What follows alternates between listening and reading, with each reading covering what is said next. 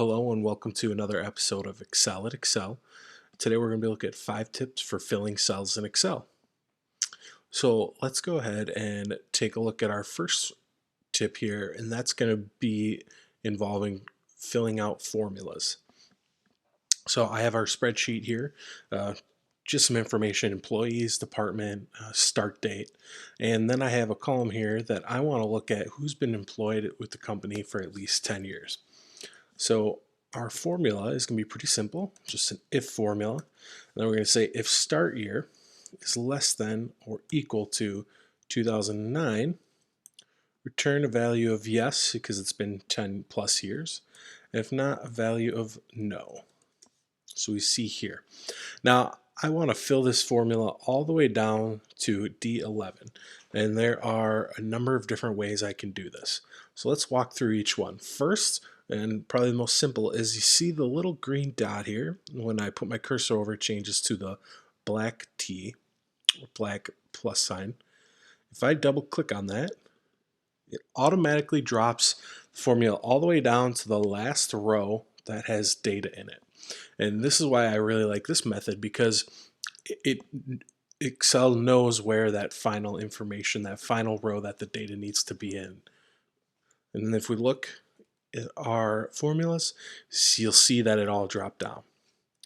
Another way to do this is we could click and just drag and then do a Control D on PC, or on Mac we would do a Command D, and it's going to drop the formula down as well.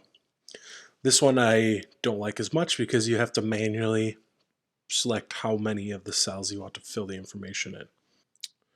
Finally, if we get rid of this and we come down and re-highlight, we can also go up to the fill here and hit fill down, and it'll also drop everything down for us again. So those are 3 different ways that you can drop formulas down. All right, for tip number 2, we're going to talk about dropping down and increasing a number when we're filling. So let's say I have employee ID numbers that need to be assigned to our employees.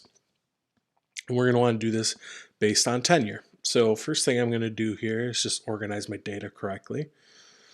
We'll sort smallest to largest. So what we're going to do is the longest tenured employee is going to have the first ID number. Start there with 1000.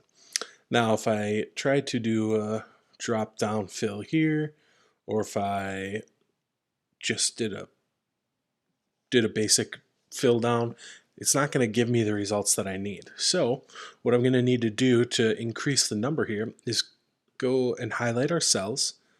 We're going to go up to fill, then we're going to go to series, and the series in the column, it's going to be linear and a step value of 1. So it'll be linearly increasing by 1. And you see now all our ID numbers have come down. So that's how you can fill down and increase the number. And if you wanted to, you can go ahead and let's say we increase it by 2. And you see how it comes down like that. Instead of increasing by 1, we're increasing by 2. For tip number 3, we're going to be talking about filling rows. When most people discover filling functions in Excel, they use it in the capacity of filling down in a column. But you can actually fill in any direction. So let's go ahead and fill out paydays. So we're going to get paid every 2 weeks. And we have our information here for payday 1, 15th of November. So let's drop this down here. All right. So if I want to fill over to the right, let's come up here and we'll see a right. Now if I just hit right, it's not going to do anything except move the date over. So we need to come into our series here, and our series is going to be in the rows, and our date is going to increase by 14 days, right? Date row 14. And boom. Now we've got 14 days or 2 weeks between each payday. And that's how you fill over in the row instead of just the column. So let's go ahead and talk about tip number 4 and 5, which is going to be auto sum or auto average, auto count, a number of different autos that you can use when you're filling down in a column. So let's say that I have a year service track here, and we can do this easily by just taking 2019 minus the start year, right? So we'll just fill that all down, and you'll see get all of our years of service down there. So now let's say I want to sum the total years of service between all the employees at my company. I would come up here to auto sum, and I would hit sum, and you'll see it'll do the work for me. And boom, I've got 122 years of combined service. So let's walk through the other options available in the auto sum drop down here. We've got count numbers. So count is going to give us a count of the total lines that there are numbers on. We've got 10 here. So now if we do average, see the average years of service is 12.2 years for the company. So those are tips for how to fill and do auto summing, auto averaging.